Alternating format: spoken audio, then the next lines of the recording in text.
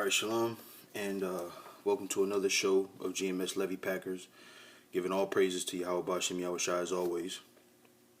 Also, double honors to the elders, the apostles of GMS, who rule well, who have given us the tools to be able to bring out this word and to teach this word.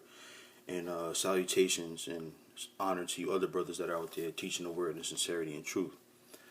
All right, so today's show is going to be about prophecy.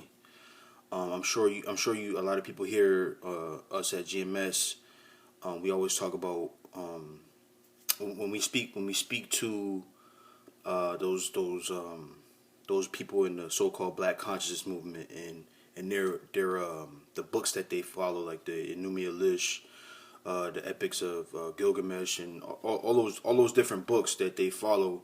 We always ask the question, where are your prophecies?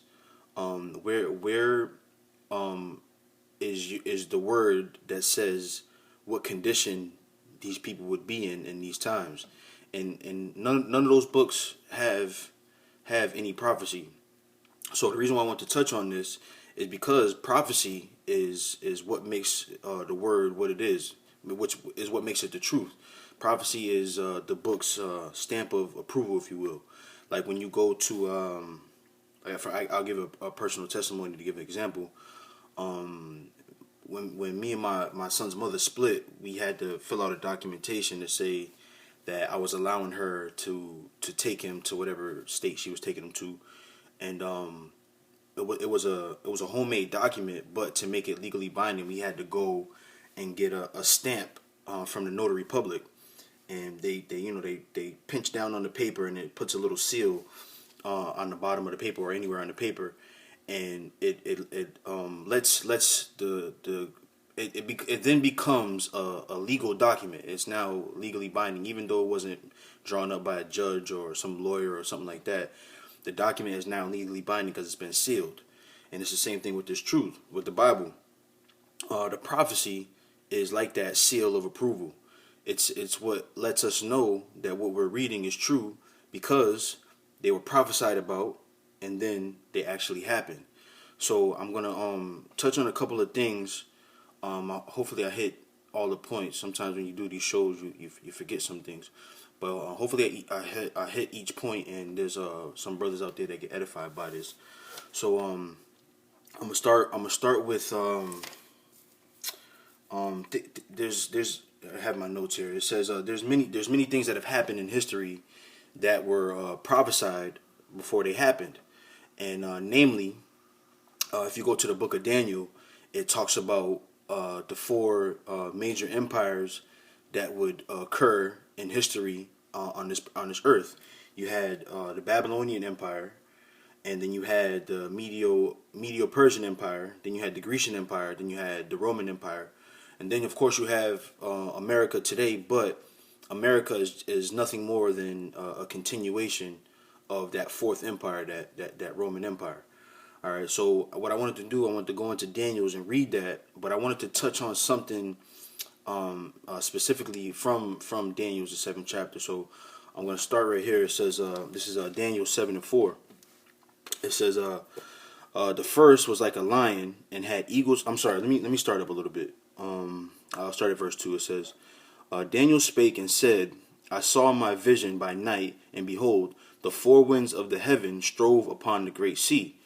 Verse 3, it says, and four great beasts came up from the sea, diverse from one another. The first was like a lion and had eagle's wings. I beheld till the wings thereof were plucked, and it was lifted up from the earth and made stand upon the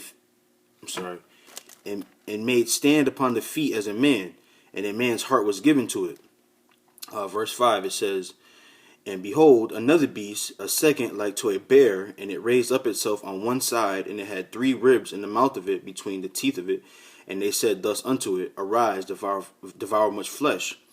Verse 6, it says, and this I beheld, and lo, another like a leopard, which had upon the back of it 4 wings of a fowl. The beast had also 4 heads, and dominion was given to it. And verse 7, it says, and after this I saw in the night visions, And behold, a fourth beast, dreadful and terrible and strong exceedingly, and it had great iron teeth. It devoured and brake in pieces, and stamped the residue with the feet of it. And it was diverse from all the beasts that were before it, and it had 10 horns.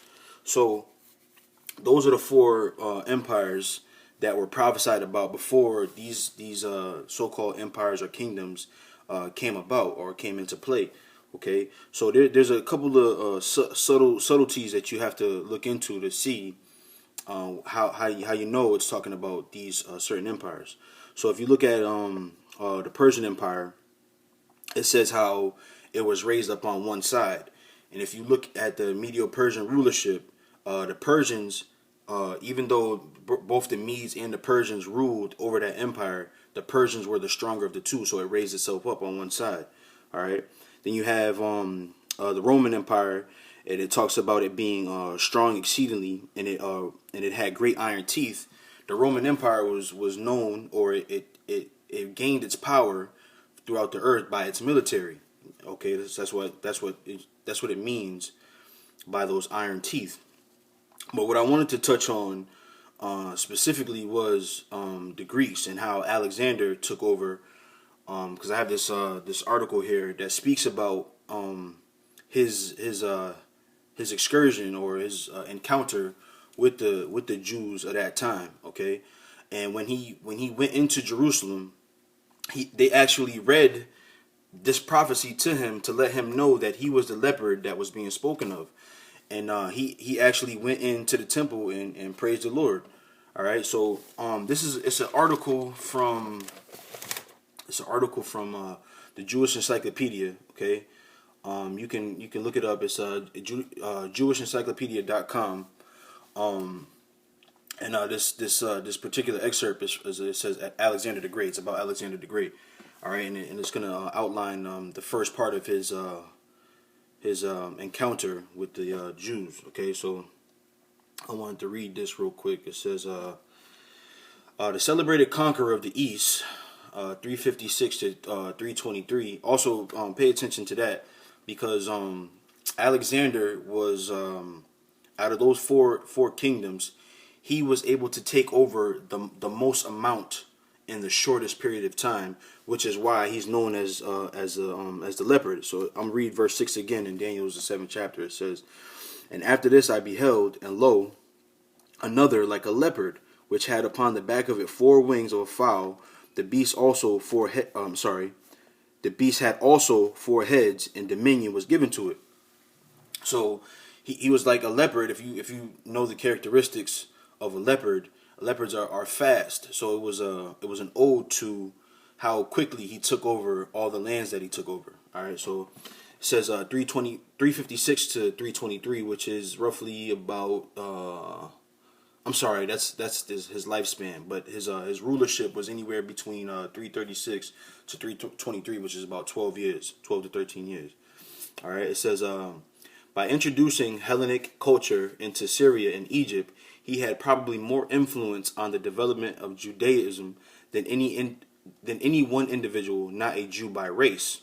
Yet, curiously enough, there are no personal details which connect him with the Jewish history, save that after the siege of Tyre, 332 BC, he marched through Palestine unopposed, except in the case of Gaza, which was razed to the ground.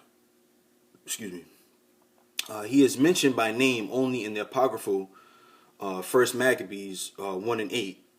It is supposed that the book of Daniel alludes to Alexander when it refers to a mighty king that shall stand up, that shall rule with great dominion, whose kingdom shall be destroyed after his death. And it says here, Daniel's 11 and 3. So that's also another prophecy of this Alexander. And it says here, the vision of the 4th beast, dreadful and terrible and strong exceedingly, devouring and breaking all in pieces. Daniel's the 7th chapter may also be an allusion to Alexander, which it wasn't. It was talking about the Roman Empire. But this is what the document says, that it was an allusion to Alexander, but it wasn't. All right, so the next paragraph, it says, the only historical event connecting Alexander the Great with the Jews is his visit to Jerusalem, which is recorded by Josephus in a somewhat fantastic manner. According to, then they give the excerpt where they got it from in Josephus. Alexander went to Jerusalem after having taken Gaza. Jaddua, the high priest, had a warning from the Most High received in a dream, in which he saw himself vested in a purple robe with his mitre or mitri, which is his turban. And it says that had the golden plate on which the name of the Most High was engraved on his head. Accordingly, he went to meet Alexander at Sappha, followed by the priests, all clothed in fine linen, and by a multitude of citizens. Jaddua awaited the coming of the king. When Alexander saw the high priest, he reverenced the Most High and saluted Jaddua, while the Jews with one voice greeted Alexander.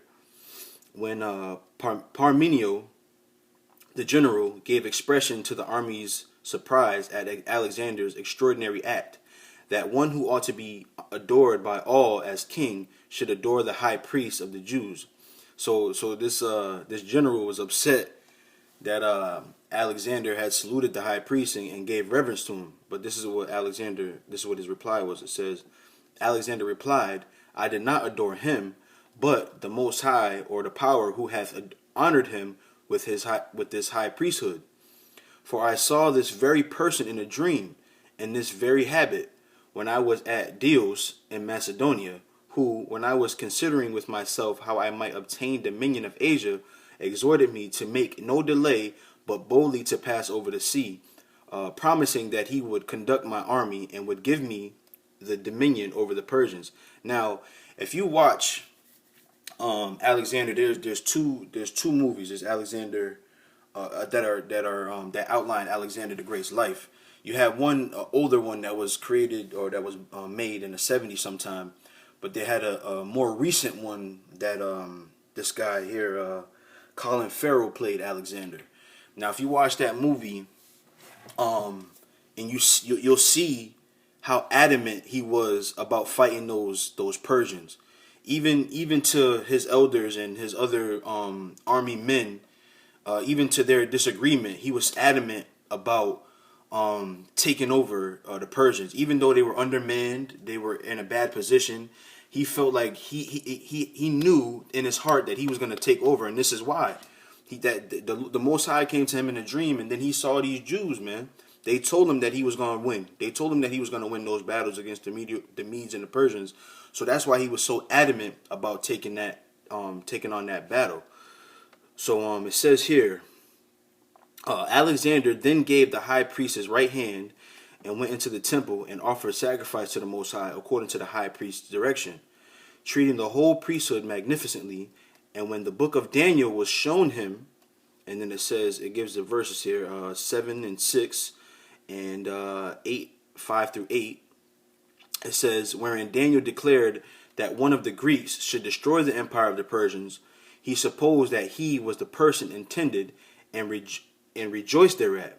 The following day Alexander asked the people what favors he should grant them, and at the high priest's request he accorded them the right to live in full enjoyment of the laws of their forefathers. He furthermore exempted them from the payment of tribute in the 7th year of release.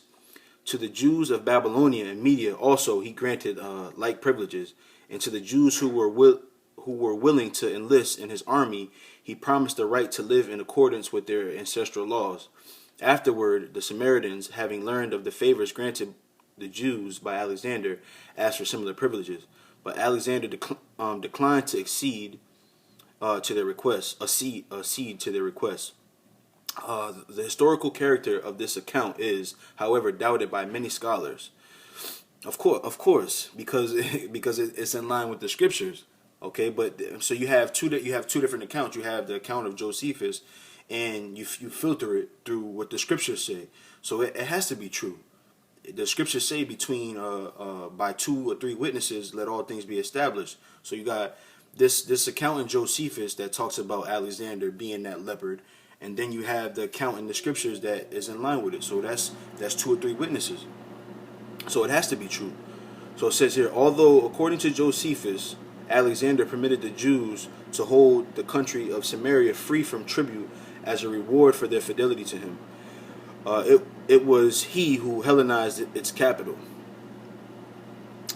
It says it gives some other books down here.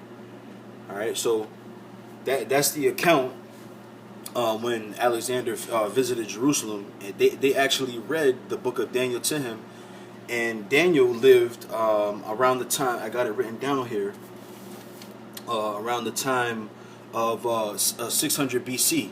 Okay, so you have about a little over 300 years before Alexander even came into play, before he even was born.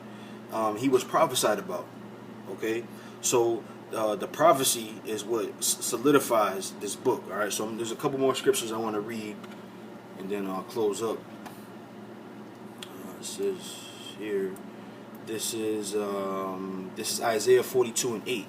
It says, "I am the Lord, that is my name, and my glory will I not give to another, neither my praise to graven images." Verse 9, it says, "Behold, the former things are come to pass, and new things do I declare. Before they spring forth, I tell you of them." So anytime you got a man who tells you something is going to happen and it happens, that's somebody you should reverence. That's somebody you should look to, and that's what the scriptures is. The scriptures is nothing more than a man telling you that something is going to happen, and he made it happen. The Heavenly Father, is a man of his word, so his prophecy is binding, man. You look at the word. What do they say in the world? That's the word bona fide. If you look up that word, which is a Latin term, it's really bona fide, which means in good faith. Anytime you have a man who says something and it comes to pass, that's a man of good faith. You got to believe in that man. You got to believe in that man if he says something that comes to pass. All right. So the next scripture, then we'll close up, is